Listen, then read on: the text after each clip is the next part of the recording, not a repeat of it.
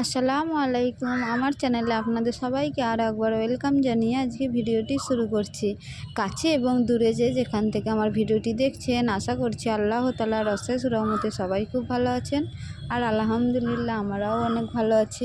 মাঝে মাঝে মানুষ যখন চারটে দেয়ালের মধ্যে আটকা পড়ে যায়, তখন কিন্তু সেই মানুষটা বোর হয়ে যায়। তখন কিন্তু মানুষটা চাইবে মন থেকে যে খোলা আকাশের নিচেই একটু টাইম কাটাইতে, কারণ চারটে দেয়ালটা হলো গভীর আর খোলা আকাশের নিচেটাই হলো শান্তি। আর এই একটা জায়গা যেটাকে পার হতে আমার প্রচন্ড ভয় লাগে। অন্যদিন গাড়ি থাকলেও আজকে 2 ডবল গাড়ি হয়ে গেছে। আজকে রাস্তার মধ্যেও প্রচন্ড মানুষ, মানে এদিক থেকে ওদিকে যাওয়া যাচ্ছে না মানুষের ভিড়ে।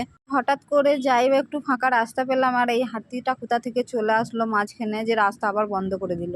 আজকে যে কি হচ্ছে আমি নিজেও জানি না। সন্ধ্যে টাইমটা আমি বসে বসে ফোন দেখছিলাম, আর হঠাৎ করেই দেখছি এদিকে বর ফোন করেছে।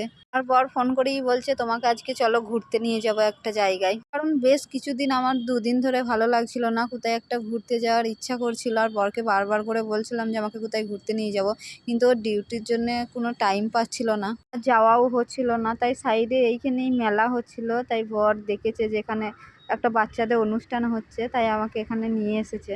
প্রথমে আসার সময় হয়তো ভাবছিলাম যে ছোটোখাটো অনুষ্ঠান আছে, খুব একটা বড় নাই হয়তো।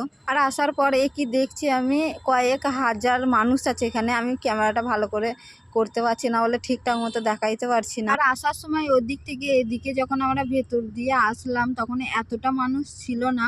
20 মিনিট ঘোরার পর দেখছি ঘুরে আর ফিরে আর যাওয়া হবে নাকি সেই টেনশনই হচ্ছে। কারণ ভাবিনি যে এত মানুষের ভিড় হয়ে যাবে এখানটা, এই বাচ্চাদের প্রোগ্রামে এতটা ভিড় হবে। যাই হোক, অনেক কষ্ট করে ওখানে ভেতরের দিকে ঢুকে গিয়েছিলাম, ওখান থেকে বেরিয়ে আসলাম। বেরিয়ে এসেই দেখছি এখানে চারিদিকেই পুলিশ ঘোরাঘুরি করছে, কারণ এত মানুষের ভিড় যে এখনই যদি ঝামেলা লেগে যায়, সেই জন্য চারিদিকেই পুলিশগুলো ঘোরাঘুরি করছে।